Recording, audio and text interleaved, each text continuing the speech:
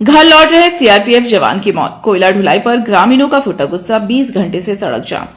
CRPF जवान लक्ष्मण कुमार यादव की मौत ने एक बार फिर कोयला ढुलाई की व्यवस्था पर गंभीर सवाल खड़े कर दिए हैं। ग्रामीणों का आरोप है कि इस सड़क पर रोजाना सैकड़ों हाईवा दौड़ते हैं और लगातार हो रहे हादसों में बेगुनाह लोग अपनी जान गंवा रहे हैं, लेकिन इसके बावजूद कोई ठोस सुधार नहीं किया जा रहा है। दरअसल जम्मू कश्मीर में तैनात जवान लक्ष्मण कुमार यादव 3 दिन पहले ही छुट्टी पर अपने घर लौटे थे। गुरुवार को देल्हो घाटी में कोयला खाली कर लौट रहे एक हाईवा ने उनकी बाइक को टक्कर मार दी। इलाज के दौरान उनकी मौत हो गई। हादसे के बाद ग्रामीणों का गुस्सा फूट पड़ा और करीब 20 घंटे से आक्रोशित लोगों ने मुआवजे और इस सड़क से कोयला ढुलाई बंद करने को लेकर सड़क जाम किए हुए हैं। उनका कहना है कि यह कोई पहला हादसा नहीं है। इस सड़क पर पहले भी कई लोग कोयला वाहनों की चपेट में आकर अपनी जान गंवा चुके हैं। उनका आरोप है कि कोयला ढुलाई से जुड़े भारी वाहनों की तेज रफ्तार, ओवरलोडिंग और अनियंत्रित आवाजाही पर प्रभावी नियंत्रण नहीं होने से यह सड़क लोगों के लिए खतरनाक बन गई है। उन्होंने सवाल उठाया है कि जब कोयला परिवहन से सरकार और कंपनियों को राजस्व मिलता है तो सड़क सुरक्षा, स्पीड कंट्रोल और स्थानीय लोगों की सुरक्षा सुनिश्चित करने के लिए प्रभावी कदम क्यों नहीं उठाए जा रहे हैं। उनका कहना है कि हादसों के बाद केवल मुआवजे की घोषणा से समस्या का समाधान नहीं होगा। ग्रामीणों ने मृतक के परिजनों को उचित मुआवजा, दोषियों पर कार्रवाई और इस सड़क से हजारीबाग का कोयला चतरा की सड़कों पर ढुलाई नहीं होने देने की चेतावनी दी है। उन्होंने कहा कि जब तक इस पर सहमति नहीं बनेगी, आंदोलन जारी रहेगा। मतलब चढ़ा दल का ठोक ना दल के पूरा कमरवा पीस दिया, आप फिर दोबारा भी चढ़ल के और फिर गाड़ी आगे जाकर फिर गाड़ी पीछे घूमकर फिर चढ़ गए, ब्रेक भी ना लेल के। हाँ, उस सीआरपीएफ। हाँ, क्या मांग करेंगे हम? मांगेंगे, मांग कर हम अपना बेटा तैयार करने के लिए बोलेंगे। हाँ, दीजिए मेरा वो सीआरपीएफ जवान दे दीजिए, हमारा बेटा दे दीजिए आपस। कोयला गाड़ी चलना चाहिए रोड पर। ना चलना चाहिए, हाईवा ना चलना चाहिए, कहे ना चलना चाहिए। सब हाईवा के आग लगा लगा के जला दो। अरे हम इनके जला दिए, और हम इन सब रोड पर बैठो यार, जे हैवा जलावे जे हम इनके जलावे। बस क्या नाम है आपका? क्या कहना है, ये कोई पहली घटना नहीं है। जब से हम आम्रपाली और कोल परियोजनाएं खुल रही हैं 2012 से ही हम लोग लगातार इस तरह के जो है सो इस तरह से सड़क को लाल होते हुए हम लगातार देख रहे हैं। अपने लोगों को क्षति हुए लगातार देख रहे हैं। मन में दुख हो रहा है। जिला प्रशासन मौन है, जिला प्रशासन कुछ बोलते नहीं है, ना तो सीसीआर को बोलती है, ना एनटीपीसी को बोलती है, ना ट्रांसपोर्टर को बोलती है। हम लोग को मरने के लिए छोड़ दिया है। हम लोग सड़क पर आते हैं तो हम लोग पे केस किया जाता है, हम लोग को मारा जाता है, हम लोग को परेशान किया जाता है। हम अपने सरकार में अपने प्रशासन के से ये हम लोग उम्मीद नहीं कर सकते हैं। हम लोग बहुत दुखी हैं प्रशासन से। प्रशासन बिल्कुल अक्षम है, प्रशासन कुछ नहीं कर रही है। हम प्रशासन से मांग करते हैं कि जो भी एनटीपीसी का जितना भी अभी कोल प्रशासन कोल गाड़ी चल रही है वो जो है सो हजारीबाग से चलती है और हजारीबाग जाती है। तो चतरा क्यों, चतरा सड़क को क्यों चुना गया है? चतरा बहुत सस्ता हो गया क्या? हम लोग चतरा को इतना सस्ता नहीं समझने देंगे।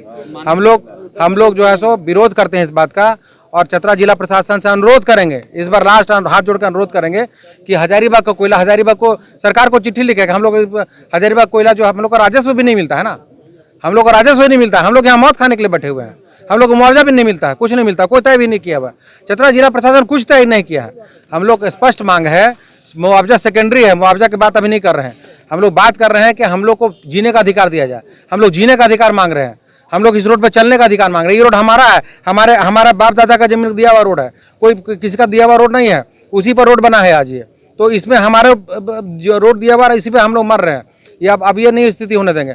चतरा एनटीपीसी हजारीबाग कोयला पांडू से जाती है, कटकम सांडी जाती है, वो हजारीबाग से ढुलाई कर रहे हैं। चतरा ढुलाई होने नहीं देंगे। इस संबंध में स्पष्ट हम लोग अभी एसडीओ साहब से बात हुई, एसडीओ साहब को बोल दिए, माननीय मंत्री जी की बात हुई डीसी साहब से, डीसी साहब को स्पष्ट बोल दिया गया है कि कोयला जाने नहीं देंगे किसी भी हाल में।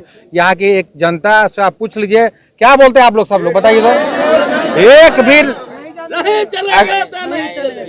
और फ्लाईएस तो मीठा धीमा मौत है। हम लोग इस संबंध में हम आंदोलन किए खुद, आप लोग कवर किए हैं। जो फ्लाई ऐश के मामला है हम लोग आंदोलन किए थे, सिमरिया में गाड़ी बंद करवाए थे। उसमें प्रशासन बोली कि नहीं हम लोग पूरा पुख्ता करेंगे कि पूरा बंद करके थोड़ा सा भी नहीं उड़े। बीच में हुआ, बंद करके हुआ, लेकिन फिर देख रहे फिर स्थिति वही हो रही है। तो प्रशासन भी मानने के लिए तैयार नहीं है। प्रशासन भी जो है अपना रवैया उसी तरह अपनाए हुए है। तो हम लोग तो जीने का अधिकार चाहिए ना। हम लोग इस तरह से बीमारी से और टायर के चक्का के नीचे आके मर के गाड़ी चक्का के नीचे नहीं मरेंगे हम लोग। हम लोग तय कर लिए, हम लोग चलने नहीं देंगे अब कुछ भी, ना फ्रेश से गाड़ी चलेगा, ना कोयला वाहन चलेगा, कुछ नहीं चलेगा। आए दिन चतरा की सड़कों पर बेगुनाहों की मौतें होती है, फिर मुआवजों की बात होती है। क्या है चतरा के लोगों की जान इतनी सस्ती हो चुकी है? बिल्कुल सस्ती, प्रशासन तो यही देख रहा है, एनटीपीसी यही देख रहा है, सीसीएल यही देख रहा है कि यहाँ लोग का जान सस्ता है, और हमारे लोग भी जागरूक नहीं है। कोई 50,000 60,000 लाख रुपए दे देते हैं तो बंद कर देते हैं। असली लड़ाई ये है कि हम लोग को इस रोड पर चलना ही नहीं देना है, असली लड़ाई यही है, इसी बात का है। आप लोग की सड़कों पर बैठने के बाद क्या ये आखिरी ये घटना होगी सड़क की? हम लोग तो कोशिश करेंगे ये आखिरी घटना हो। प्रशासन को इसमें संवेदनशील होना पड़ेगा, संवेदनहीन है प्रशासन, एनटीपीसी संवेदनहीन है, सीसीएल संवेदनहीन है।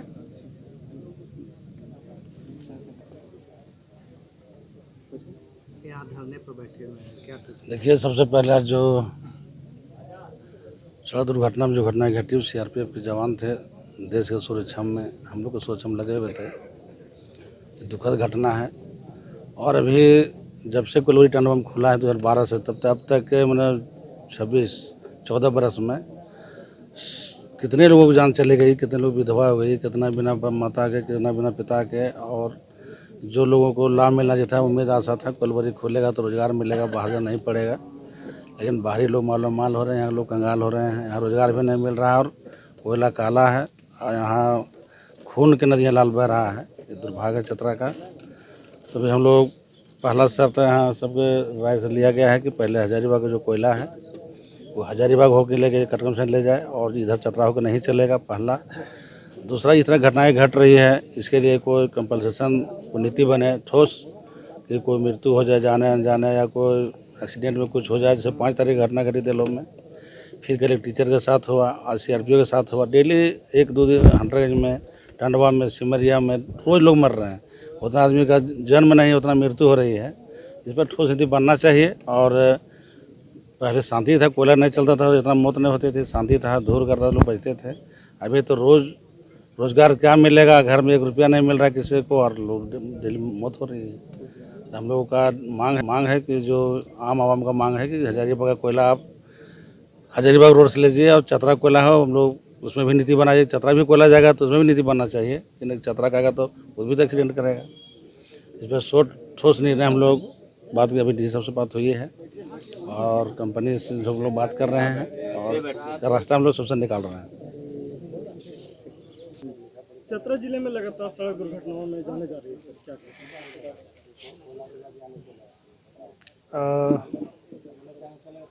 जैसा कि जो डिमांड किया जा रहा है यहाँ पर कि हजारीबाग जाने वाली गाड़ियों को जो हजारीबाग से उत्खनन होकर वापस हजारीबाग जा रही है, वो चतरा होकर जा रही है, उन गाड़ियों को रोका जाना है। तो इस संबंध में एसडीओ सर के अध्यक्षता में जल्द से जल्द बैठक की जानी है और सभी संबंधित कंपनियों को बुलाया जाना है और इसके संबंध में उपयुक्त निर्णय लेकर जल्द ही बताया जाएगा। जगह जगह पर क्यों नहीं स्पीड मीटर लगा दिया जाए? कंपनियों से पहल करने के पश्चात जो है इसके बारे में बात की जा रही है कि आपस में कोऑर्डिनेट करके जो है हर जगह पर जो उपयुक्त डिस्टेंस में हो सके वो स्पीडोमीटर लगाया जाए।